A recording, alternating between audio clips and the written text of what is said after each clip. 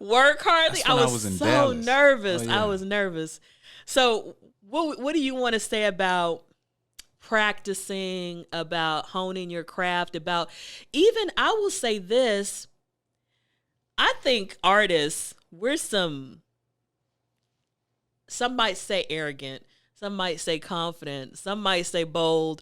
We have to have a certain amount, a little bit of crazy in us, and a little bit of I know that I'm good and I got something to say. We have to have that certainty, because if you don't have that certainty, I think you're going to quit.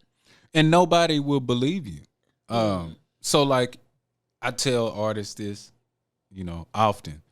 If you don't believe you, nobody else will. And so sometimes people can write things that sound good and they write things that they think other people will like. But if it doesn't heal you first, it won't heal anybody else. And that's what I think the beauty of being an artist is. Especially when I sit down and write something. I never have the consumer in mind when I sit down to write. Never. It's always something that I feel that I either want to say or I want to produce or compose. So those of you all who don't know, of course, I'm a singer, but I'm a writer and a composer. So I do my own music, sit down with my software and I hammer it out on the keys. But it has to be something that I like and that I would listen to over and over again, or I won't put it out. So when you say the 10,000 hour rule, some of those hours for me are spent listening to what I've done as opposed to practicing doing it. Because I want to make sure that if someone hears my music for the very first time, would they want to hear it again? I don't have the budget or the resources at this time to program someone to like my music. So they really have to like it the first time. And I always have that in mind. And if they do like it, then that means that my practice paid off.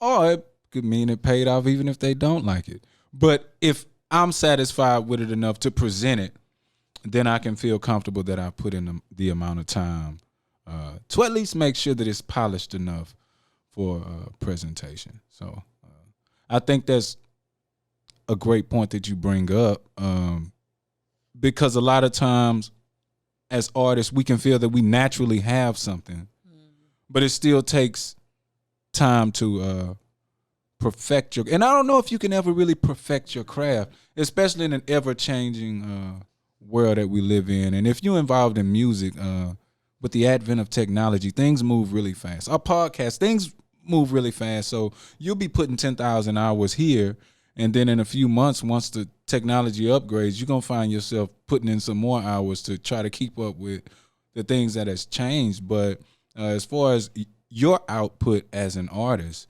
I think it's very important that if you know that you are naturally gifted at something, don't stop there, because there's someone else that's naturally gifted at that too.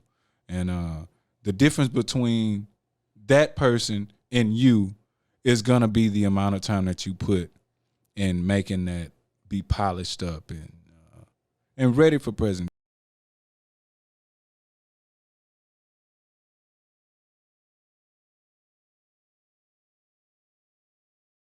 My name is Zen Ase, and I have a weekly podcast called Zennurgy, which is fuel for the mind, body, and soul. And this is the Zennurgize Your Life Goal Setting Package, Volume 1. It comes with the workbook, a journal, stickers, a bookmark, tabs, and a QR code where you can find my podcast. And inside this workbook, you're going to have 16 different principles. The first one, I'm going to show you mine, is abundance. You have a place to put pictures that inspire you of role models, also pictures of goals that you want to create, goals, journal prompts, meditations, affirmations, all kinds of things to help you focus on this principle to better your life. And like I said, there's 16 principles. So this is a $15 package that comes with all of these things I've shown you, $21 with shipping and handling, and you can get it at laughsandlyrics.com. So Zennurgize your life with me. Thank you.